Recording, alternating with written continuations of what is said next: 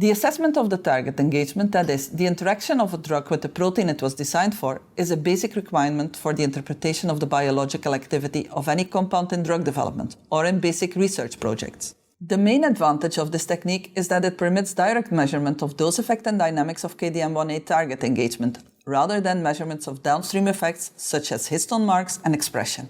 This technique can be applied in basic research and also in clinical trials in oncological, CNS, or other diseases subject to treatment with KDM1A inhibitors to study pharmacodynamics. This technique is based on a chemoprobe developed to study ORI-1001 at Darmstadt, but can be readily used for other KDM1A inhibitors, and the strategy can be applied to other targets. The procedure will be demonstrated by Raquel Ruiz, Operation Manager of the PKPD Discovery Platform from my lab.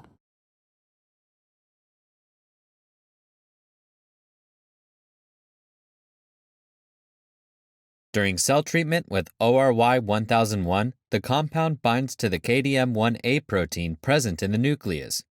To begin this procedure, retrieve a 10 microliter single-use aliquot of 20 millimolar biotinylated probe OG881 stock solution from the refrigerator and let it warm up at room temperature for 10 minutes. Using a micropipette with filter tips, serially dilute this stock solution to prepare the 2 micromolar working solution. Next, dissolve 1 tablet of protease inhibitor in 1 milliliter of PBS in a microcentrifuge tube.